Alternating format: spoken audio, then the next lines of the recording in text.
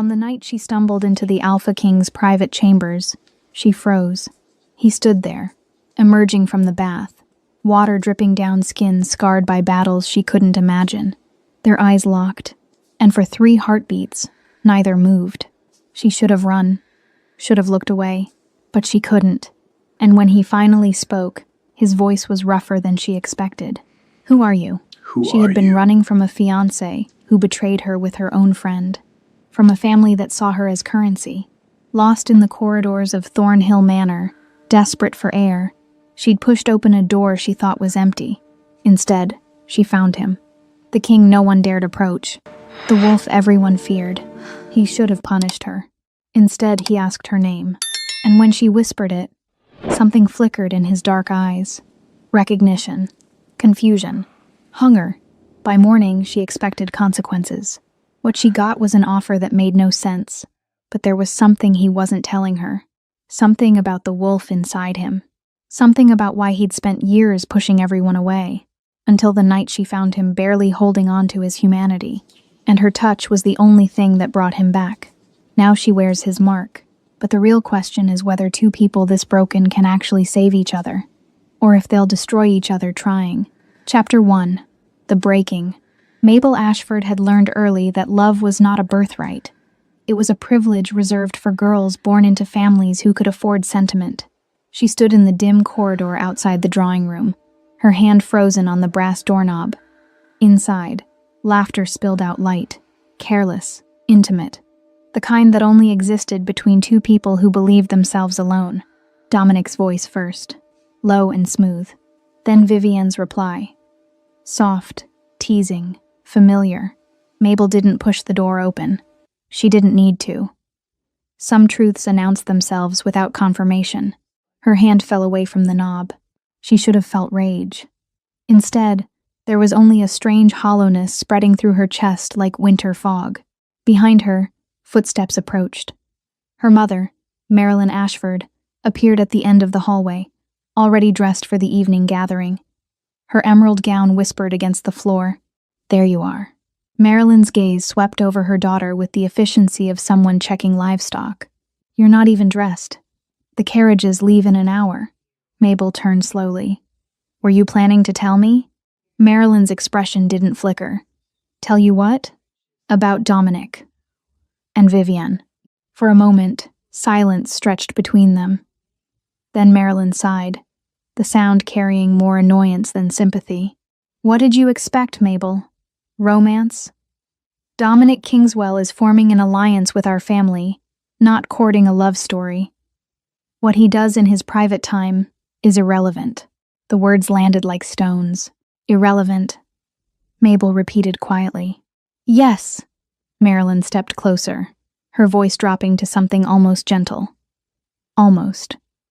You were raised to understand your position. This marriage secures our standing. It protects your brother's futures. It gives you status, protection, a household of your own. That is more than most women ever receive." Mabel looked at her mother, really looked at her. At the perfectly arranged hair, the practiced expression, the way she held herself like armor. "Did you ever want something different?" Mabel asked. Marilyn's jaw tightened. "Wanting is a luxury. Now go dress. We cannot afford to appear weak tonight." She swept past, leaving Mabel alone in the hallway. Through the door, Vivian's laughter rose again. Something inside Mabel cracked. The royal gathering at Thornhill Manor was everything Mabel had been trained to endure. Chandeliers dripped crystal light across marble floors. Aristocrats moved through the halls like schools of brilliantly colored fish, their conversations layered with hidden meanings. Mabel stood near the refreshment table, her pale blue gown feeling like a costume. Across the room, Dominic spoke with a cluster of older men, his posture relaxed, confident. He hadn't looked at her once since they arrived. Vivian stood near the windows, radiant in rose silk. She caught Mabel's eye and smiled the same smile she'd worn 100 times before, as if nothing had changed. Perhaps nothing had. Perhaps Mabel was the only one who didn't understand the rules. "You look lovely tonight, Miss Ashford." Mabel turned. Sebastian Caldwell stood beside her, holding 2 glasses of champagne. He offered one with an easy smile. Thank you, she managed. Though you also look like you'd rather be anywhere else. A surprised laugh escaped her. Is it that obvious? Only to someone who feels the same way. Sebastian glanced around the room. These gatherings are performances, everyone playing their part. And what part are you playing? The charming second son with no inheritance and excellent conversation skills. He raised his glass in a mock toast. And you? The obedient daughter. Something shifted in Sebastian's expression. Not pity. Understanding. That sounds exhausting. It was such a simple observation, but something about the kindness in his voice made Mabel's throat tighten. Excuse me, she whispered, setting down her untouched champagne. I need air.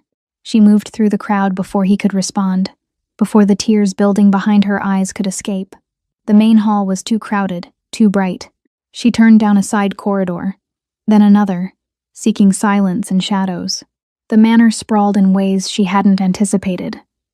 Hallways branched into hallways. Doors stood closed and identical. She was lost within minutes, but she didn't care. Lost was better than found. Finally, she stopped before a door at the end of a particularly quiet corridor. No light showed beneath it. No sound came from within.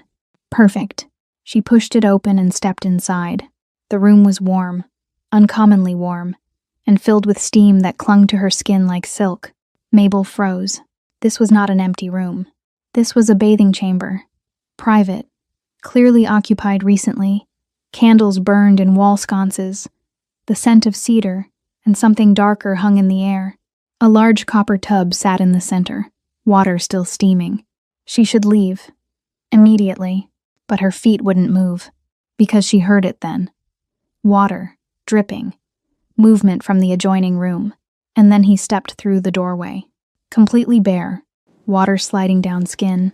Dark hair pushed back from a face carved from something harder than marble.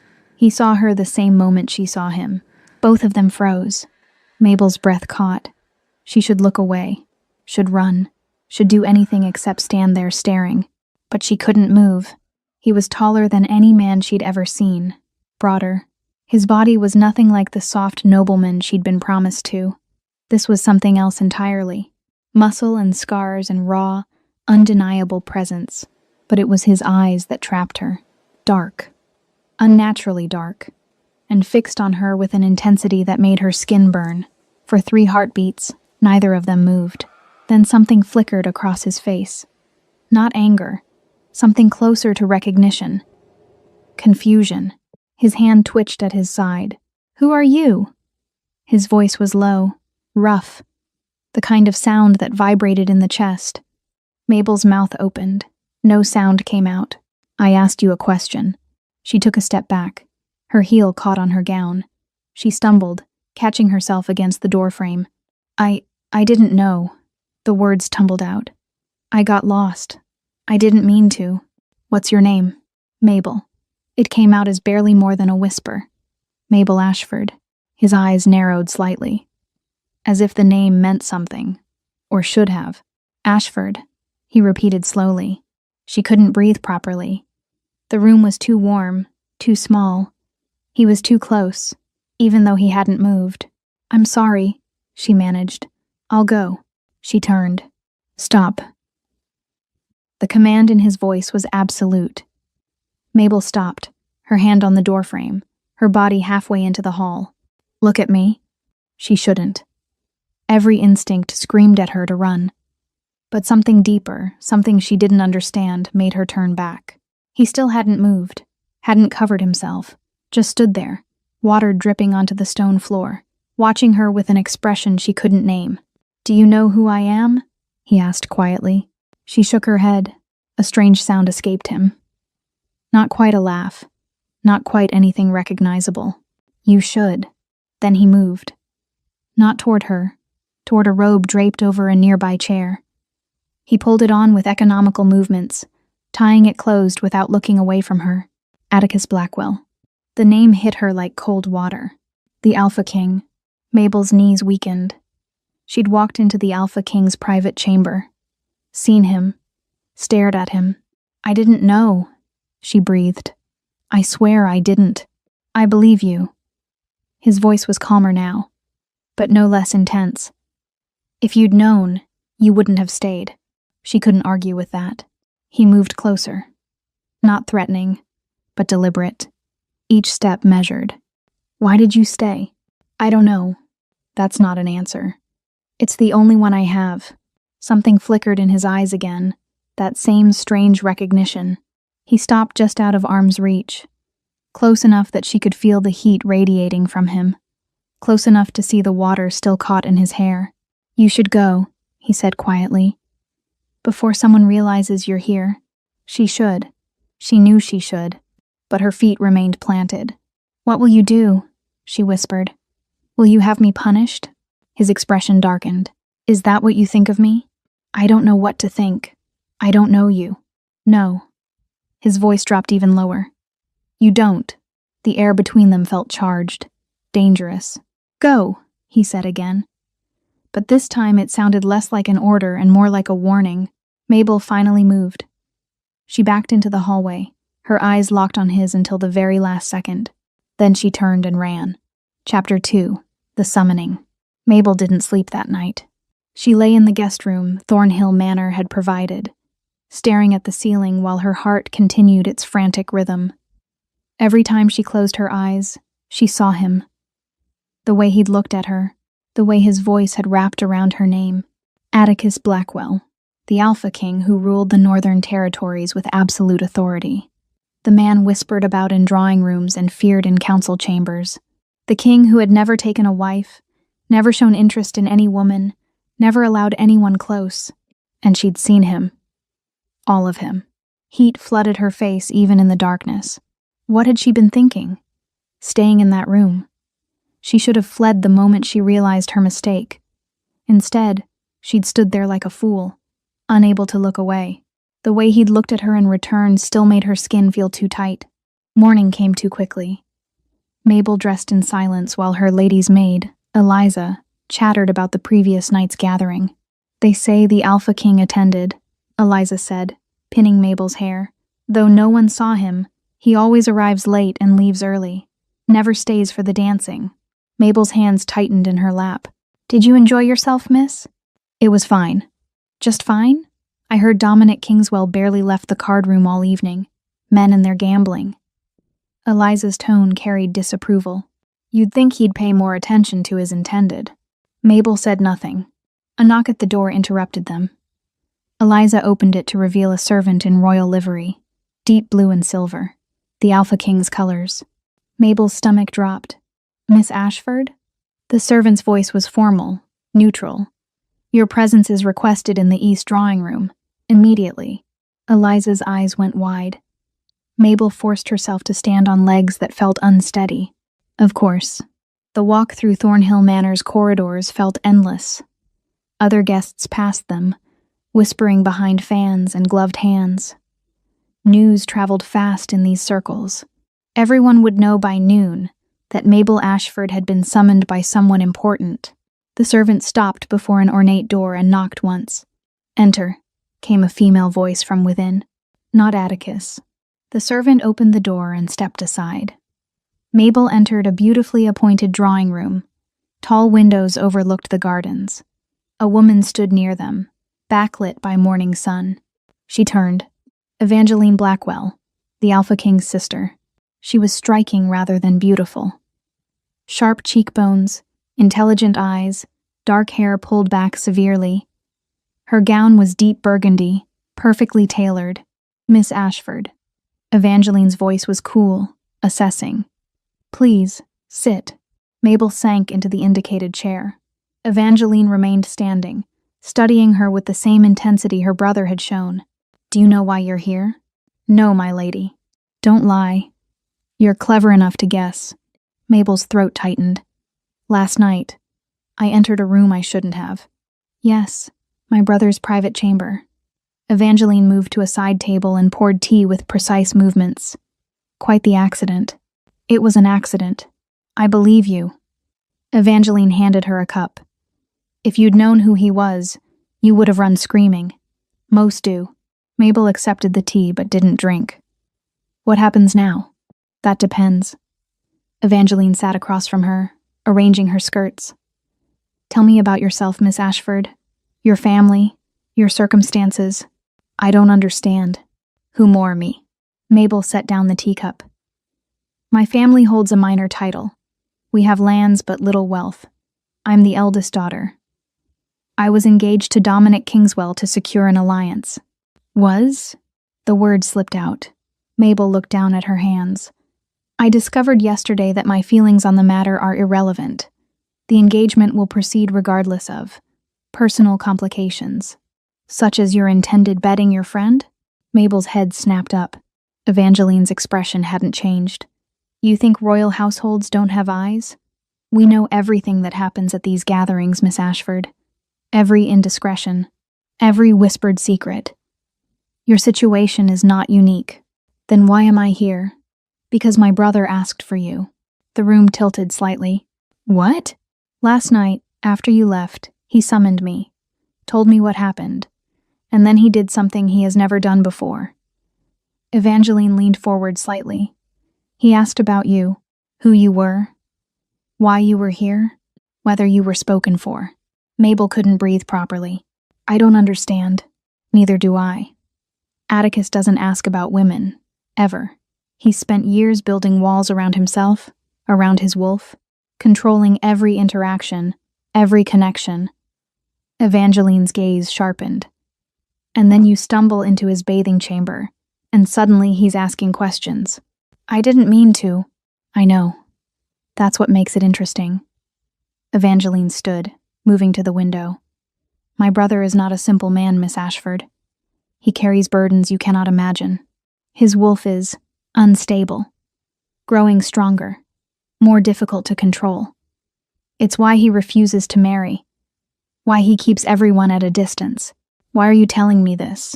Evangeline turned back. Because he's invited you to stay at the royal estate. The words hung in the air like smoke. What? As his guest, under his protection, for as long as you wish. Evangeline's expression was unreadable. He's offered to dissolve your engagement to Dominic Kingswell, to compensate your family for any losses, to provide you with your own income, your own household if you desire it. Mabel stood on shaking legs. That's impossible. Is it? You're currently engaged to a man who betrayed you, trapped in a family that sees you as currency. The Alpha King is offering you freedom, Miss Ashford. The question is whether you're brave enough to take it. Why would he do this? He doesn't know me. No, but his wolf does. The words sent ice down Mabel's spine. What does that mean? Evangeline was quiet for a long moment. When she spoke, her voice was softer. There are things about my brother I cannot explain. Things he doesn't fully understand himself, but I've never seen him react to anyone the way he reacted to you. His wolf recognized something. Recognized what? I don't know, but I know my brother, and I know he wouldn't make this offer lightly. He's giving you a choice. Stay in your current life, or take a chance on something different. Mabel's mind spun. This was madness.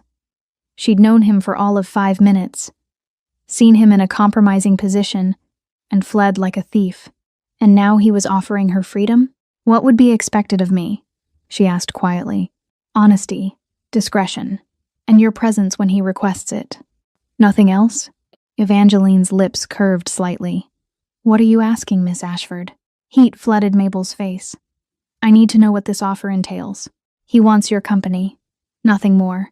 If something develops between you. Evangeline shrugged. That would be your choice. Both of your choices. But he's not purchasing a mistress. He's offering protection to someone who needs it. Why? Ask him yourself.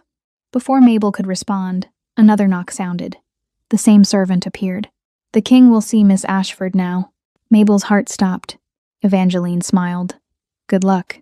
The room they led her to was smaller than she expected. A private study, lined with books, dominated by a massive desk near windows overlooking the forest. Atticus stood with his back to her, looking out at the trees. He wore black today. Simple, well-tailored, unremarkable except for the way it emphasized his size. The servant withdrew, closing the door with a soft click. They were alone. Miss Ashford. He didn't turn. Thank you for coming. I was told I didn't have a choice. You always have a choice.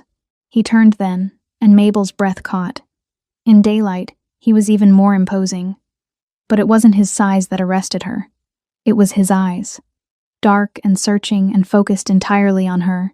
My sister explained my offer? Yes. And? Mabel lifted her chin. I need to understand why. Why what? Why you're doing this? We're strangers. You owe me nothing. Atticus moved closer. Not threatening, but deliberate. Do you want me to be honest? Yes. He stopped a few feet away, close enough that she had to tilt her head back to meet his eyes. I don't fully understand it myself, he said quietly. I saw you last night, and something in me recognized you. My wolf has been unsettled ever since. Pacing, searching, wanting. The admission sent heat through her. Wanting what? His jaw tightened. You. The single word carried weight beyond its simplicity. You don't know me, Mabel whispered. No, but I want to. This is insane. Yes. His voice dropped lower. It is. I've spent years avoiding exactly this kind of complication. Years building control. And then you walked into that room, and everything I've carefully constructed feels suddenly irrelevant. Mabel's hands trembled. She clasped them together. I don't understand what you're asking for. Time. Your presence. A chance to understand what this is. And my engagement? Ended. If you agree. Just like that? I am the Alpha King. If I say it's ended, it's ended. The arrogance should have offended her. Instead, it sent a strange thrill through her chest. And if I say no? She asked. If I choose to return to my family, to Dominic?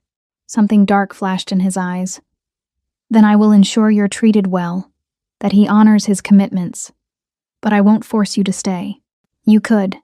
I could do many things. His voice roughened. That doesn't mean I will. Mabel studied him, searching for deception, for hidden motives.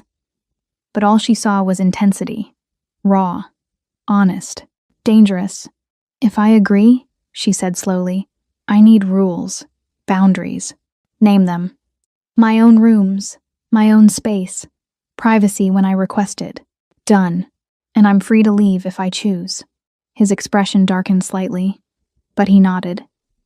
Yes, then I accept. The words left her mouth before she could second-guess them. Atticus went very still. You're certain?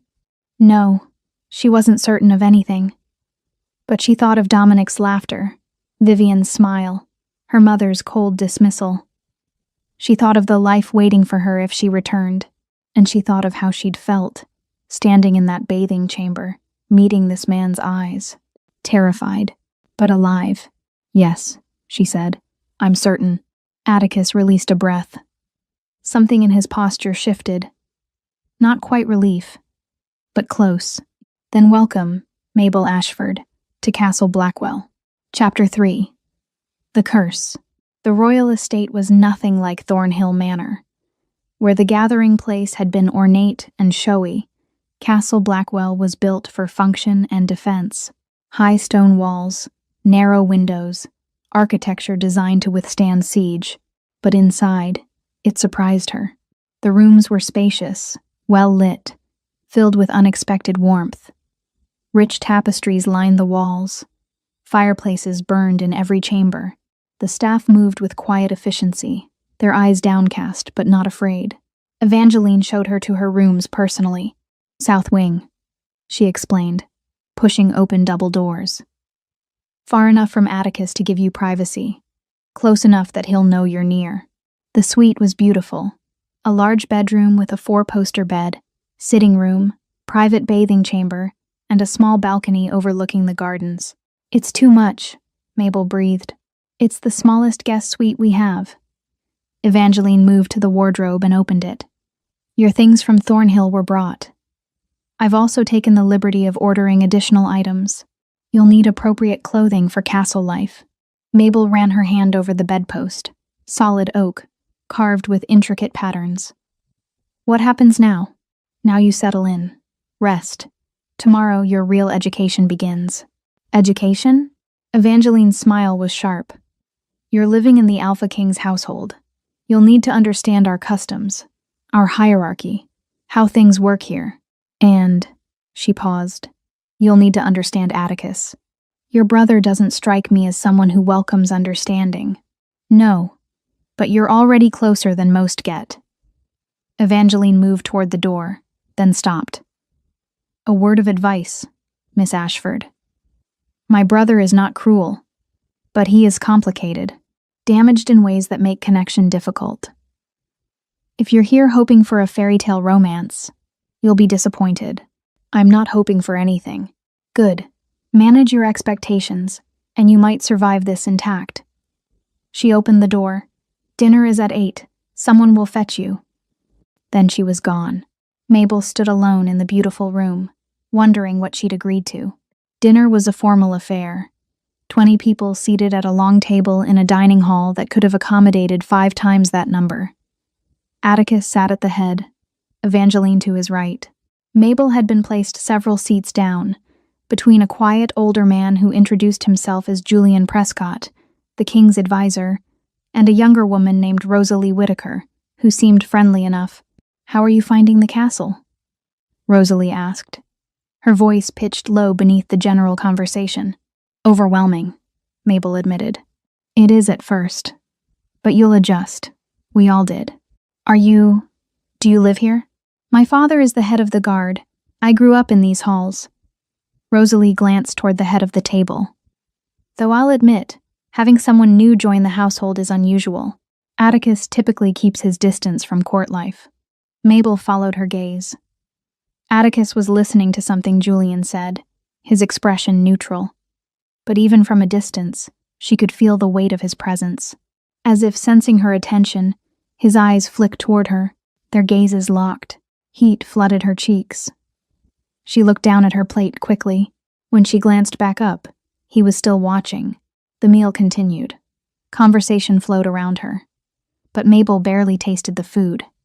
She was too aware of those dark eyes returning to her again and again. Finally, mercifully, dinner ended. Mabel started to stand with the others, but Evangeline appeared at her elbow. The king requests your presence in the music room. Mabel's pulse jumped. Now? Yes. She followed Evangeline through corridors lit with candlelight. They stopped before a door at the end of a quiet hallway. He'll be along shortly. Evangeline pushed the door open. Don't run this time. Then she left. Mabel stepped inside. The room took her breath away. A grand piano dominated the center. Shelves lined with music books covered one wall. Instruments she couldn't name rested in careful arrangement, but it was the windows that captured her. Floor-to-ceiling glass overlooking the forest, now dark and mysterious under moonlight. She moved toward the piano without thinking. Her fingers brushed the keys. A soft note rang out. Do you play? She spun. Atticus stood in the doorway, still in his formal dinner clothes but with his jacket removed. His sleeves were rolled to his elbows. A little, she managed. My mother insisted on lessons. Play something. It wasn't quite an order, but close. Mabel sat on the bench, her hands trembling slightly. She hadn't played in months. Not since her engagement had been announced, and her time became filled with wedding preparations. Her fingers found a simple melody. Something from childhood. The notes came haltingly at first, then with more confidence. She didn't notice Atticus moving closer until he was standing beside the piano, watching her hands, his expression unreadable. The song ended. Silence fell. Again, he said softly. That's the only one I remember properly. Then play it again. So she did. And as her fingers moved across the keys, she watched him from the corner of her eye. His shoulders had lowered slightly. Some of the tension had left his jaw. His eyes had closed. She finished. His eyes opened. You have a gift, he said quietly. It's just a simple piece. Not the piece. You. He moved around the piano until he stood directly in front of her. When you play, something in me quiets. Mabel stood, suddenly aware of how close they were. I don't understand. My wolf. It's been restless for years, growing stronger, harder to control. But when you play, He stopped, his jaw working. It settles. How is that possible? I don't know. His hand lifted, then dropped, as if he'd stopped himself from reaching for her. But I need to understand it. Is that why you brought me here? To quiet your wolf? No. The word was rough. Honest. I brought you here because I couldn't stand the thought of you belonging to someone else. The admission hung between them. I don't belong to anyone, Mabel said quietly. No. His eyes darkened. You don't. They stood frozen. The air felt charged, dangerous. Then Atticus stepped back. It's late. You should rest. Mabel didn't move. Can I ask you something? Yes. Your sister mentioned a curse. What did she mean? His expression shuddered immediately. That's not a conversation for tonight. When then? When I'm certain you won't run. I'm not running. Not yet. His voice dropped. But you will. They all do eventually. Before she could respond, he turned and left the room. Mabel stood alone among the silent instruments, her heart racing, wondering what darkness he was hiding. The next 3 days fell into a pattern. Mornings. Evangeline tutored her on castle customs and hierarchy. Afternoons, she was free to explore the grounds. Evenings, dinner with the household. And nights, Atticus would appear in the music room, never speaking much, just listening while she played.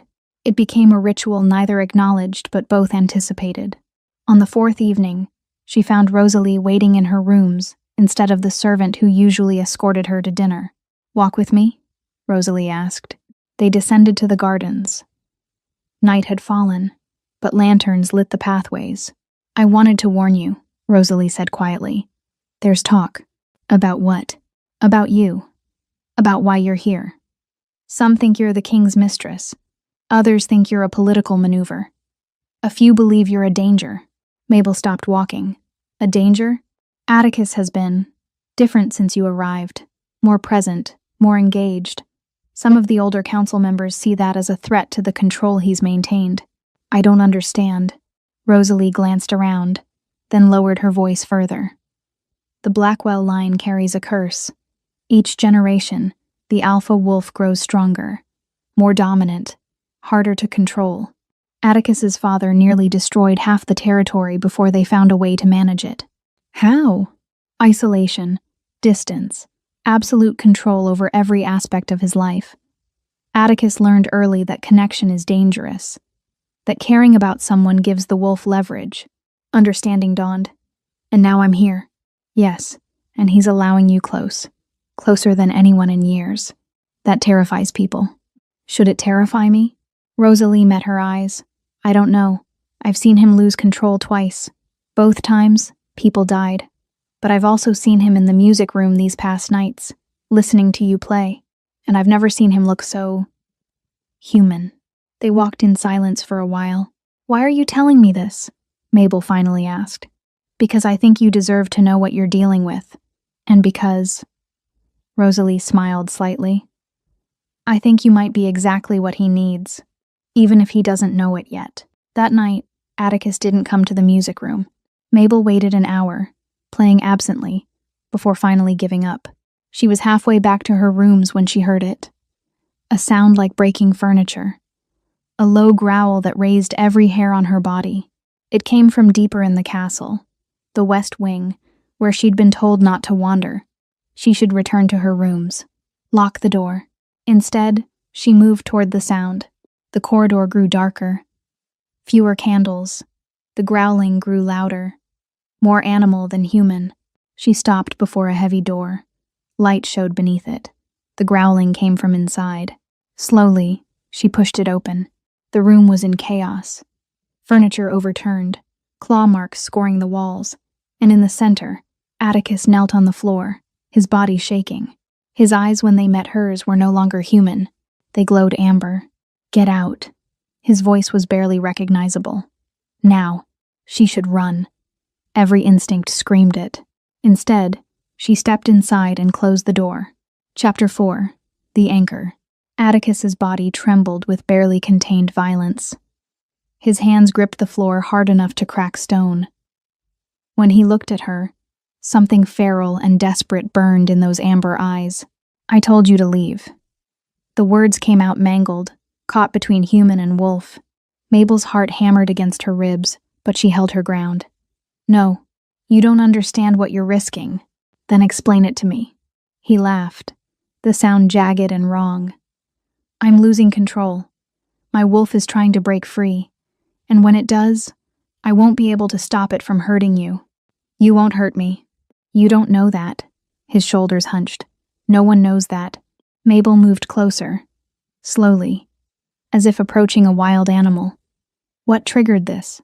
Council meeting. Dominic Kingswell appeared, demanded to know why his engagement was dissolved.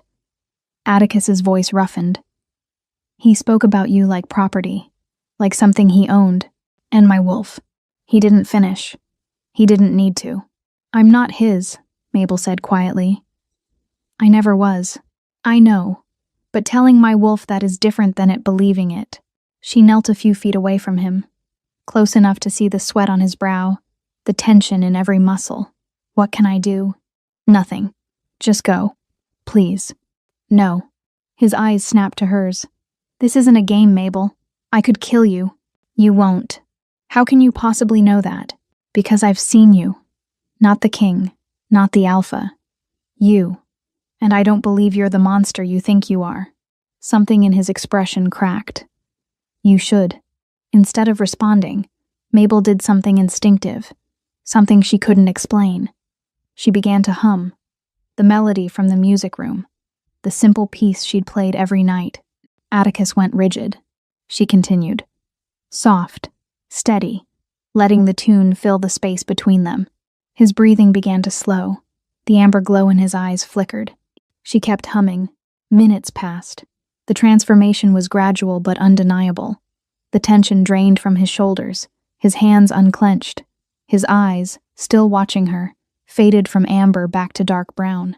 Finally, the melody ended. Silence settled over them like snow. How did you know that would work? His voice was rough but human again. I didn't. He stared at her. You took a risk. Yes. Why? Mabel considered the question. Why had she stayed? Why had she approached instead of fleeing? The answers swirled in her chest, too complicated to voice. Because you needed someone to, she finally said.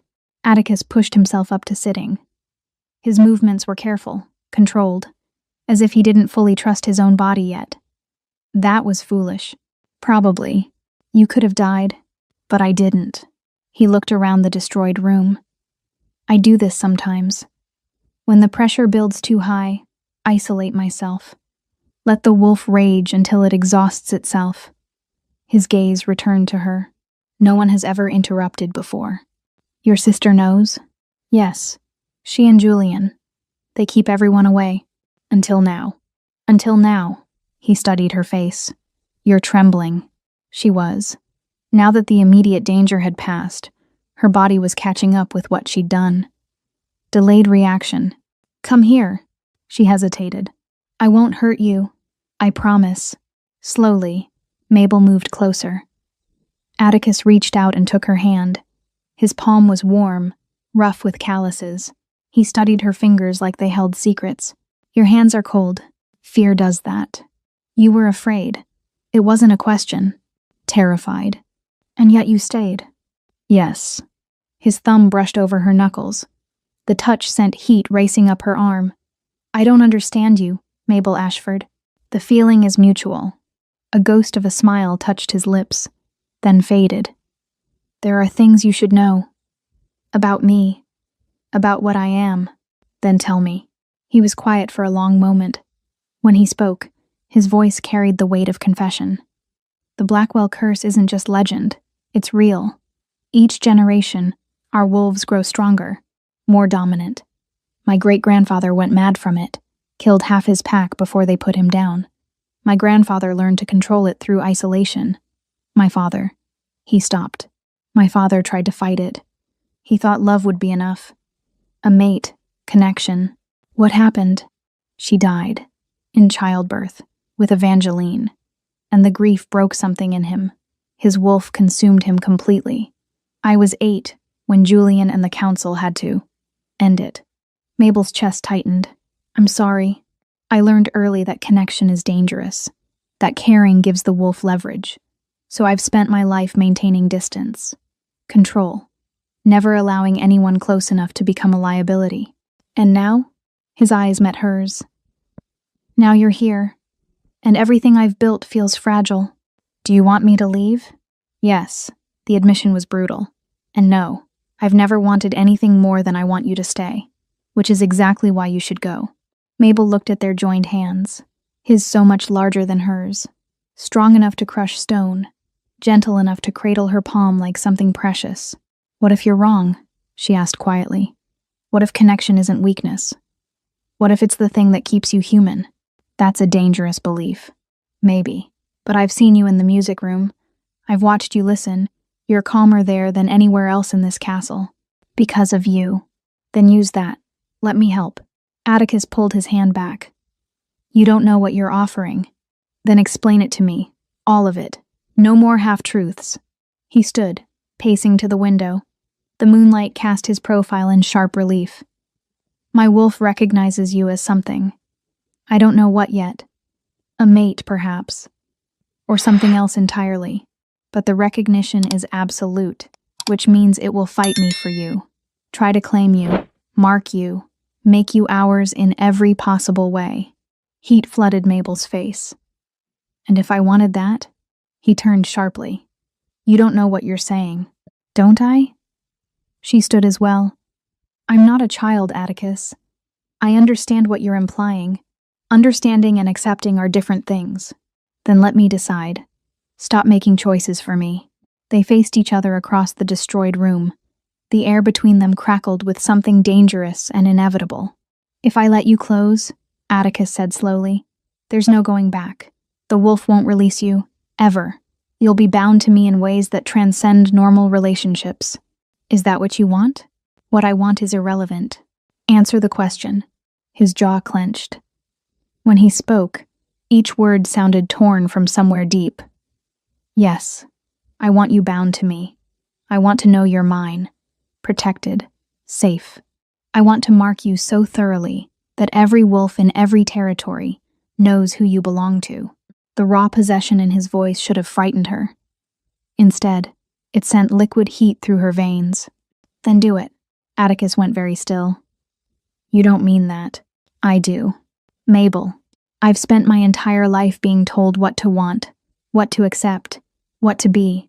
For once, I'm choosing. She moved closer. I choose this. I choose you. You'll regret it. Maybe. But it will be my regret, my choice. He stared at her for a long moment. Then, slowly, deliberately, he closed the distance between them. His hand came up to cup her face. His touch was gentle despite the strength behind it. If we do this, he said quietly, I need your complete honesty. Always. About everything. You have it. And if it becomes too much, if you need to leave, you'll let me go. I'll try. His thumb brushed her cheekbone. But I can't promise it will be easy. For either of us. I'm not asking for easy. What are you asking for? Mabel leaned into his touch. A chance. For both of us. Atticus's eyes searched hers, looking for doubt. Hesitation. Finding neither. Then he kissed her. It wasn't gentle. It was hunger and restraint colliding. His mouth claimed hers with bruising intensity while his hands remained careful on her face. As if he couldn't decide whether to devour or protect. Mabel gasped against his lips, her hands fisted in his shirt, pulling him closer. Heat exploded through her body, pooling low in her belly. Atticus groaned. The sound vibrated through her. His hands slid into her hair, tilting her head back to deepen the kiss. Then he pulled away, breathing hard. Not here. His voice was raw. Not like this. Mabel's knees felt weak. Then where? Somewhere worthy of you. He swept her into his arms before she could protest. Carried her through the castle like she weighed nothing. Past startled servants. Through corridors that blurred together. He pushed through a door into a room she'd never seen. His chambers. Massive. Dominated by a bed that could sleep four. He set her down carefully. "Are you certain?" he asked. In answer, Mabel reached for the laces of her gown. Chapter 5. The Claiming. Atticus watched Mabel's fingers work the laces of her gown with a hunger that bordered on violence. Every instinct screamed at him to cross the room, to tear the fabric away, to claim her with the absolute certainty his wolf demanded. But he forced himself to remain still, to let her choose this. Every moment of it. The gown loosened, slipped from her shoulders, pooled at her feet. She stood before him in nothing but her chemise, her skin flushed, her breath coming quick and shallow. "Beautiful," he breathed. Mabel's eyes met his. "Your turn." He pulled his shirt over his head in one motion, heard her sharp intake of breath as she took in his bare chest. The scars, the evidence of battles fought and survived. "Does it frighten you?" he asked. "No." She stepped closer. Her hand lifted, hesitated, then pressed against his chest, right over his heart. "It makes you real." The simple touch ignited something in him. He captured her hand, pressed it harder against his skin.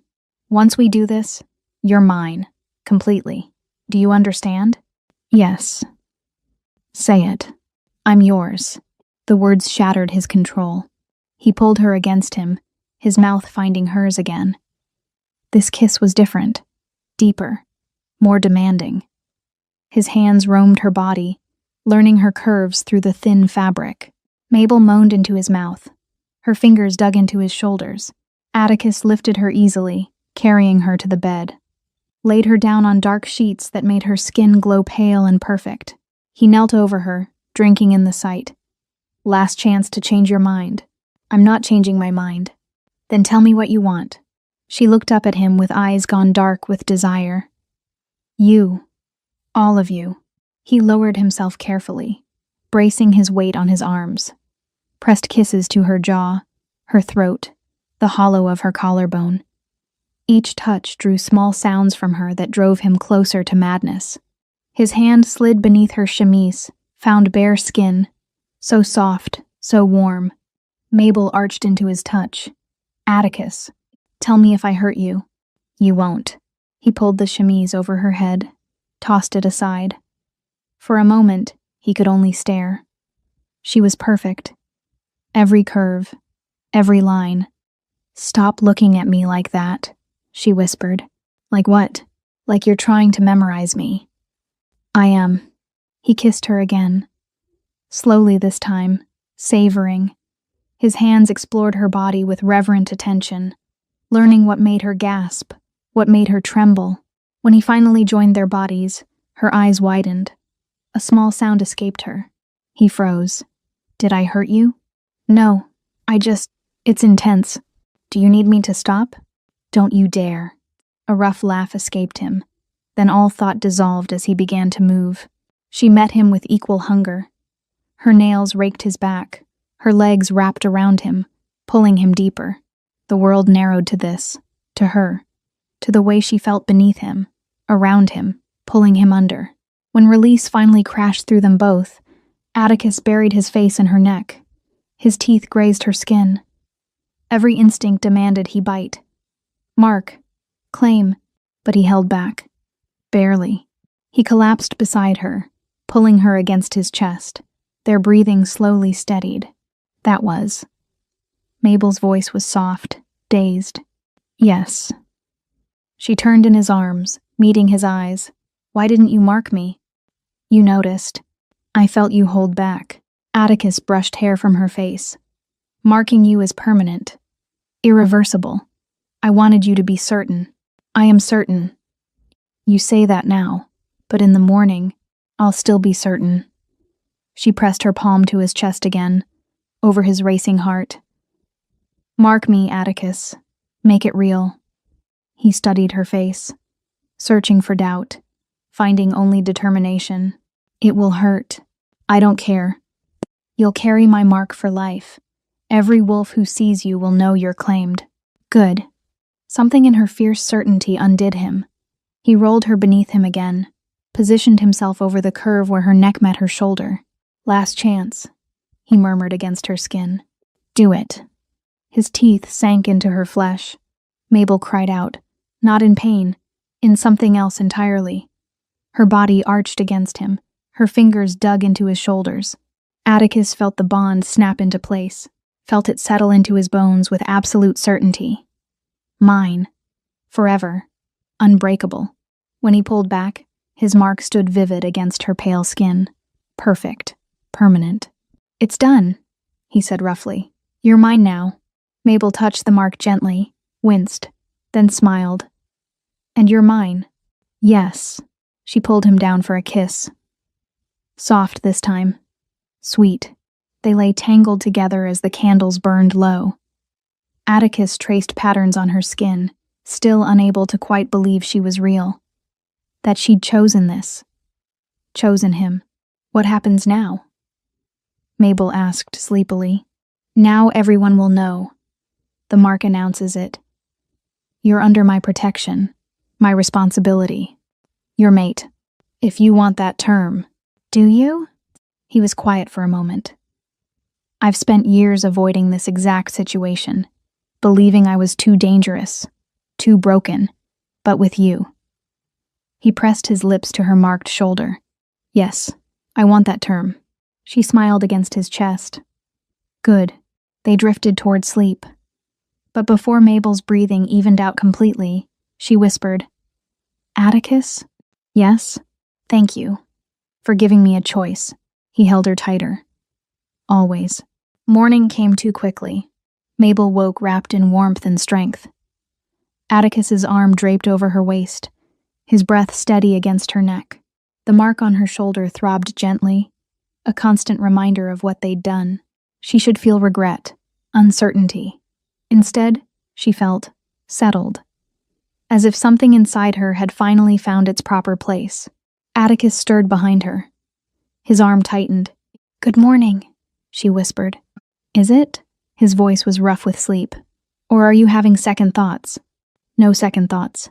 He turned her to face him. His eyes searched hers. The mark looks good on you. Heat flooded her cheeks. Does it hurt when you mark someone? The act itself? No. But seeing my mark on you. He traced the edges of it with gentle fingers. It satisfies something primitive. Your wolf. Yes. It's been quiet since last night. Content. Because of this?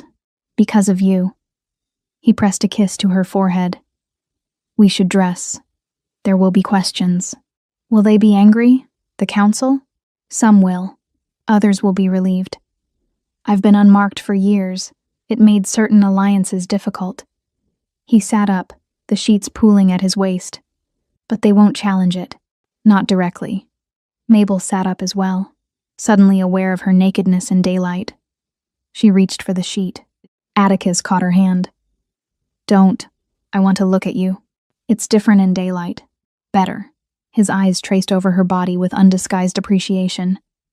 Everything about you is better. Before she could respond, a knock sounded at the door. They both froze. Your Majesty? Evangeline's voice carried through the wood. We need to speak. Now. Atticus's expression darkened. One moment. He rose, pulling on trousers and a shirt with economical movements. Mabel scrambled for her discarded chemise. Atticus opened the door a crack. What is it? Dominic Kingswell has returned, with reinforcements. He's demanding an audience. Atticus went very still. How many? 20 men. Armed. They're in the main hall. I'll be down shortly. Atticus. Evangeline's voice dropped. He knows. About Mabel. Someone must have told him. His hands clenched into fists. I'll handle it. He closed the door. Turned to find Mabel standing in the middle of the room, her chemise clutched to her chest. I should go with you, she said. Absolutely not. He came because of me. You should stay here, where it's safe. He crossed to her, cupping her face. Let me handle Dominic. What are you going to do? His smile was sharp. Remind him who he's dealing with. The main hall was tense with barely suppressed violence. Dominic stood at the center, flanked by armed men. His expression was carefully controlled, but fury burned in his eyes. He turned when Atticus entered. His gaze swept over the Alpha King, then stopped, fixed on something. Atticus touched his collar absently, realized what Dominic had seen. A mark, mirror to the one on Mabel's shoulder, faint but visible at his own neck. Mate marks went both ways. Dominic's face went white, then red. You marked her. I claimed my mate. Yes, she was mine. She was never yours. Atticus's voice dropped to something dangerous. And now she's marked, mated, under my protection. If you have a problem with that, state it clearly. Dominic's jaw clenched. You had no right. I had every right. She came to me willingly, chose me freely. Your engagement was dissolved weeks ago because you manipulated her, offered her things she couldn't refuse. I offered her freedom, something you never did. The accusation hung in the air. Several of Dominic's men shifted uncomfortably. This isn't over, Dominic said quietly. Yes, it is. Atticus moved closer, letting his presence dominate the space. Mabel Ashford is my mate, my queen. If you challenge that, you challenge me directly. Is that what you want? Silence. Dominic's men looked at each other. No one wanted to challenge an alpha king. I want compensation, Dominic finally said. For the broken engagement. For the alliance your actions destroyed. Denied. You can't. I can. And I am. You'll receive nothing. And if you ever speak of Mabel again, if you even think her name, I'll consider it a personal insult. Atticus's eyes flashed amber. Do we understand each other? Dominic stared at him. Outmatched, and he knew it. Perfectly, he said through clenched teeth. Then leave my territory. Now, before my wolf decides your presence is a threat. It wasn't an idle warning. Everyone in the room could feel it. The barely leashed violence rolling off the Alpha King. Dominic turned sharply, gestured to his men. They filed out without another word. When the doors closed behind them, Atticus released a breath. Julian appeared at his elbow. That went better than expected. He'll be back, probably, but not today. The older man studied him. You're marked. I am. Congratulations, I think. Atticus's lips twitched. Thank you, I think. Evangeline joined them. How is she? Strong, certain, more than I deserve. Probably. His sister smiled. When do we make the formal announcement? Tonight, at dinner. Let the household know first. The territories can hear tomorrow. They'll have questions. They always do. Evangeline's expression softened. She's good for you, Atticus. I've never seen you this calm. He thought of Mabel, waiting in his chambers, of the mark on her shoulder and the matching one on his neck, of the way his wolf had finally quieted.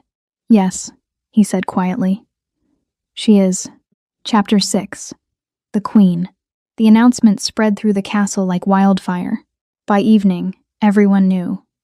The Alpha King had taken a mate, a nobody from a minor noble house, marked her, claimed her, made her queen before anyone could object. Mabel stood in her chambers, now relocated to the queen's suite adjacent to Atticus's, while Evangeline supervised servants unpacking her belongings. They'll be watching you tonight, Evangeline said.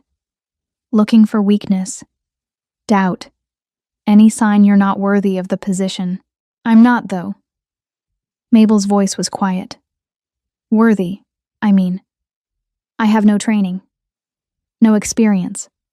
I don't know how to be a queen. Neither did I when I became the king's sister. Evangeline moved to stand beside her. But you learn, and you have something more valuable than training. What? Him, Atticus. He's never allowed anyone this close. The fact that he chose you, marked you. She touched Mabel's shoulder gently, near the mark. That speaks louder than any bloodline. A knock interrupted them. Rosalie entered, carrying an ornate gown in deep sapphire blue. From the king, she said, laying it across the bed. He had it commissioned for you. Mabel stared at the dress. It was beautiful, elegant without being ostentatious. The fabric alone must have cost more than her family's entire wardrobe. He has good taste, Evangeline observed. He shouldn't be spending this on me. You're his queen. Every penny spent on you is an investment in the kingdom's image. Evangeline picked up the gown. Now let's get you dressed. You have a room full of wolves to impress. The dining hall fell silent when Mabel entered. She'd been dressed carefully. The sapphire gown fit perfectly, emphasizing her figure without being scandalous. Her hair had been arranged in an intricate style that left her marked shoulder partially visible. Diamonds borrowed from the royal collection glittered at her throat and ears. She looked every inch a queen, but she felt like an imposter. Atticus stood at the head of the table. His eyes found her immediately. Something in his expression shifted. Not just appreciation, something deeper. Pride. He crossed to her, offering his arm. You're breathtaking. I feel like a fraud. You're not. He led her to the table, to the seat beside his. The queen's seat. You belong here. They sat together. The room remained quiet. Waiting, Atticus stood, his presence commanding immediate attention. Tonight we celebrate, he announced. I've found my mate. Mabel Ashford is now Mabel Blackwell. Your queen. Anyone who challenges this challenges me directly. No one spoke. Then Julian stood, raised his glass. To the queen. May her reign be long and prosperous. To the queen, the room echoed. Mabel felt her cheeks burn. But she lifted her own glass, meeting eyes around the table. Some were warm, welcoming. Others were calculating, suspicious. But none were openly hostile. It was a start. Dinner progressed with careful conversation. Mabel found herself answering questions about her family, her interests, her plans for her new role. She had no plans, but she improvised, spoke of wanting to learn, to serve the people, to support Atticus in whatever way he needed. It sounded hollow to her ears. But others seemed satisfied. Midway through the meal, an older woman across the table leaned forward. Tell me, dear, how did you capture the king's attention? He's been resistant to marriage for so long. The question was polite. The undertone was not. Mabel met her gaze steadily. I didn't capture anything. We found each other. How romantic. The woman's smile didn't reach her eyes. And the mark? Was that immediate? Or did you wait? Atticus's hand found Mabel's beneath the table. A warning squeeze. Our timeline is our own, Mabel said carefully. But yes, the mark is permanent. I'm honored to carry it. As you should be. The woman leaned back. Welcome to the family, dear. It didn't feel welcoming. After dinner, Atticus pulled her aside. They stood in a quiet corridor while the household dispersed. You did well, he said. I was terrified. You didn't show it. He brushed a thumb across her cheek. But you should know, not everyone will accept you easily. There will be challenges. From who? Old families who wanted their daughters considered. Council members who fear change. Anyone who benefited from my isolation. What do I do? Stand your ground. Remember who you are. And know that I'm with you. Always. Mabel leaned into his touch. This is harder than I expected. I know. But you're stronger than you realize. How can you be certain? Because you walked into that bathing chamber, saw me, and stayed. Because you calmed my wolf when no one else could. Because you chose this life knowing exactly what it meant. His voice dropped. You're the strongest person I've ever met, Mabel. Even if you don't see it yet. Tears pricked her eyes. I don't want to disappoint you. You couldn't. Not ever. He kissed her then, soft and sweet. A promise against her lips. When they parted, Evangeline appeared around the corner. Sorry to interrupt, she said. But we have a situation. Atticus's expression hardened immediately. What kind? Dominic Kingswell filed a formal complaint with the Territorial Council. Claims you coerced Mabel. That the mark isn't legitimate. Fury flashed across Atticus's face. That's absurd. I know, but it requires a response. A formal one. What does that mean? Mabel asked. Evangeline looked uncomfortable. It means you'll have to appear before the council. Answer questions. Prove the bond is genuine. How do I prove that? By demonstrating the connection. The mark is evidence, but they'll want more. They'll ask about the night you were claimed. About your feelings. Your choices. Evangeline's gaze was sympathetic. It won't be pleasant. Mabel felt sick. They want me to share intimate details? Yes. Atticus stepped between them. No. I won't subject her to that. You may not have a choice. If Dominic pushes this, the council has to investigate. It's protocol. Then change the protocol. I can't. And neither can you. Not without starting a war between territories. Silence fell. Atticus's hands clenched into fists. His wolf clearly wanted to fight, to protect, to destroy anyone who threatened his mate. But he was also a king. And kings had responsibilities beyond personal desire. When? He finally asked. 3 days. That's when the council convenes. He nodded sharply. Fine, but I'm there with her. Every moment. That might not be allowed. I don't care. She's mine, my mate, my queen. If they want to question her, they do it with me present. Non-negotiable. Evangeline sighed. I'll inform them. After she left, Atticus turned to Mabel. His expression was torn between rage and helplessness. I'm sorry, he said. This is my fault. I should have handled Dominic differently. You didn't do anything wrong. I took you from him, marked you, made you a target. I chose this. Remember? That doesn't make it easier to watch you suffer for it.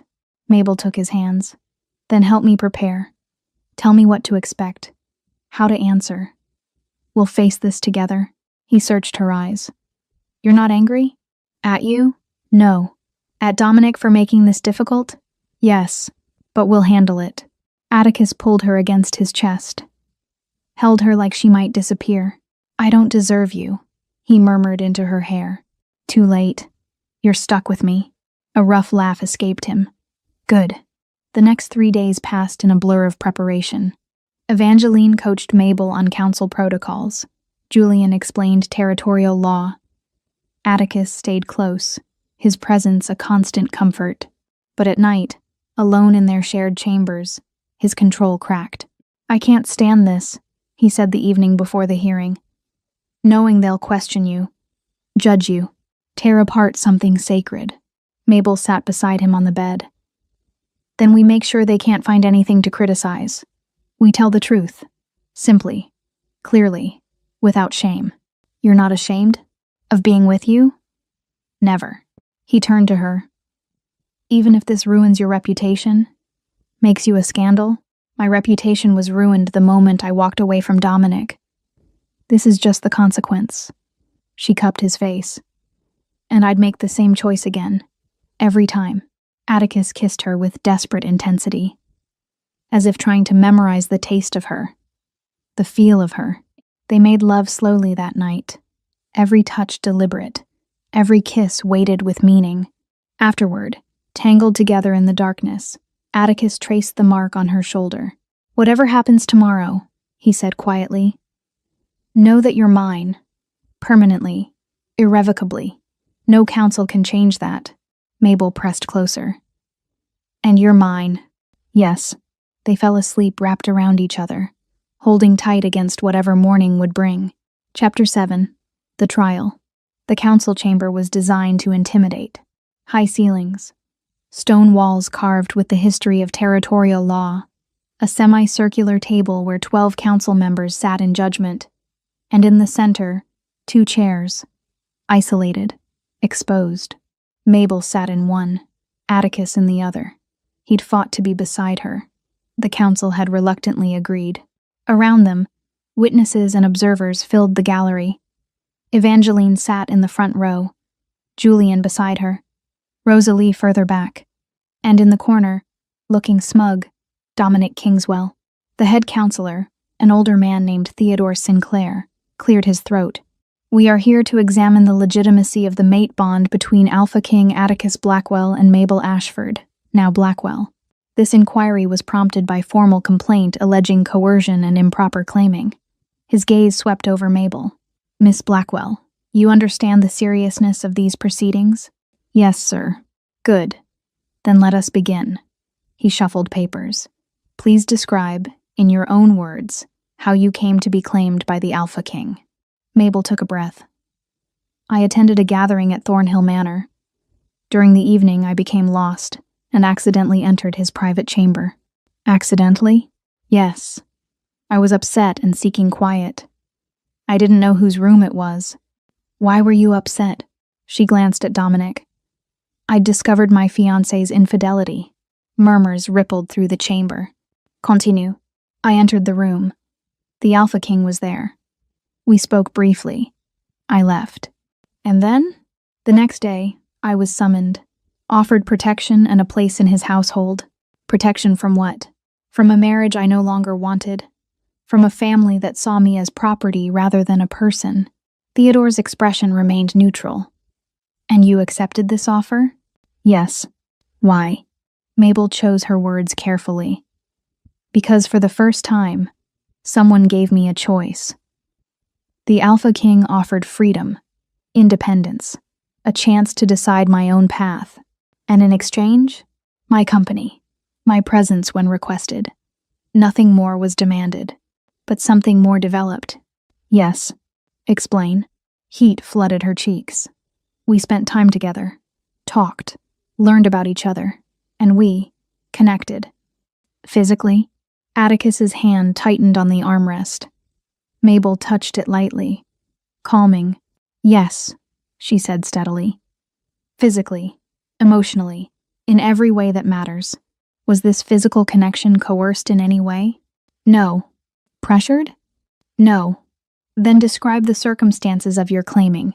This was it, the moment they'd prepared for. Mabel met Theodore's eyes. The Alpha King asked my permission, multiple times, made certain I understood what marking meant, gave me opportunities to refuse. I chose to accept. Why? Because I wanted to be his, and I wanted him to be mine. The simple honesty seemed to surprise the council. You understand that mate bonds are permanent? Another counselor asked. A woman named Lydia Fitzgerald. Yes. Irrevocable? Yes. And you entered this bond willingly, with full knowledge of its implications? I did. Lydia studied her. What about love, Miss Blackwell? Did you love the king when you accepted his mark? Mabel hesitated. Love was complicated, new, still forming. But one thing she knew with certainty. I loved what he offered me. Freedom, choice, respect. And I was drawn to him in ways I couldn't explain. She glanced at Atticus, found him watching her with naked intensity. Am drawn to him, more every day. That's not an answer, Lydia pressed. It's the only answer I have. Love isn't instantaneous. It grows. But the foundation, the connection, that was immediate, undeniable, and worth everything. Silence fell over the chamber. Then Theodore turned to Atticus. Your Majesty, do you have anything to add? Atticus stood. His presence filled the room. Yes, I claim Mabel Blackwell as my true mate, chosen freely, marked with her full consent.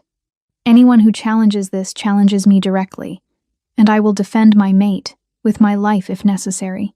The words carried absolute authority. No room for argument. Theodore looked between them.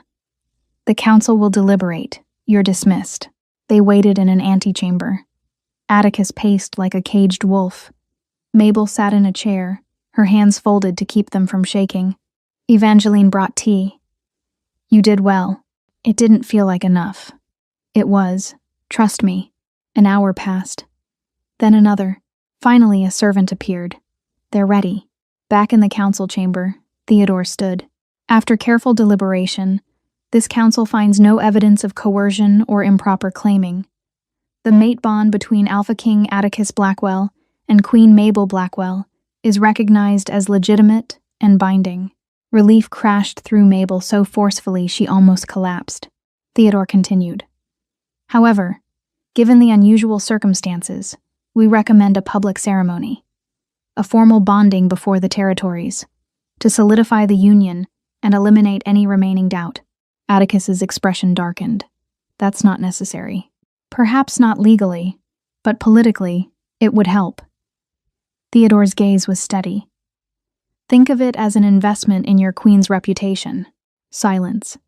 Then Atticus nodded curtly. Fine. We'll do the ceremony.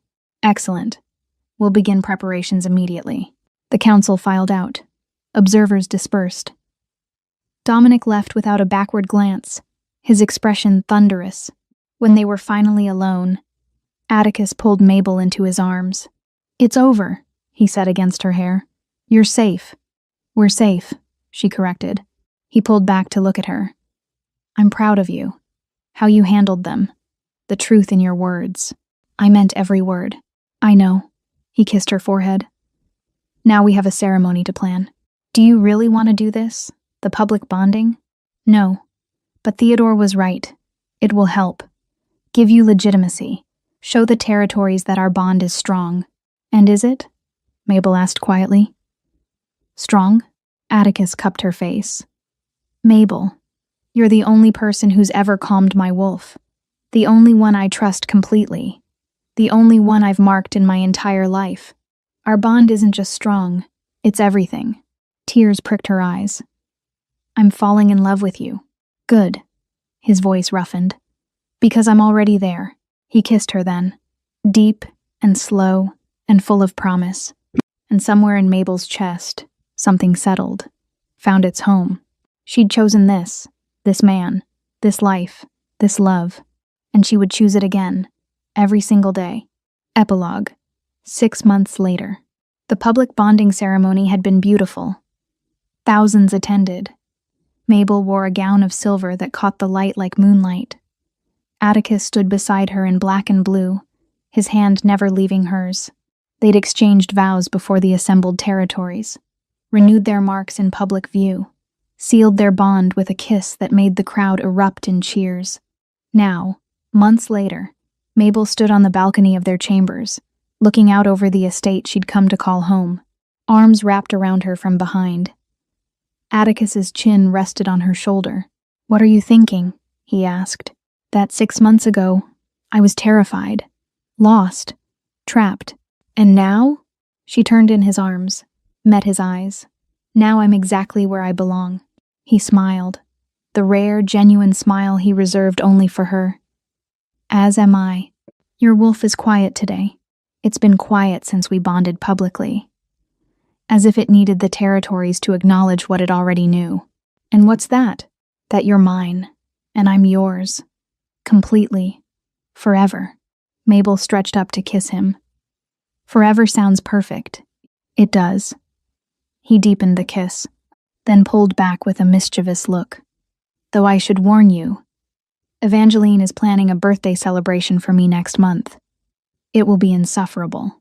Then we'll suffer together. Deal." They stood wrapped in each other as the sun set. Two people who'd found each other in the most unexpected way, who'd chosen love over safety, connection over control, and who would keep choosing it every single day, for the rest of their lives. If you love stories where powerful men fall in the quietest, most dangerous ways, where one moment changes everything, then you're exactly where you should be. Welcome to Ariel Romance Library.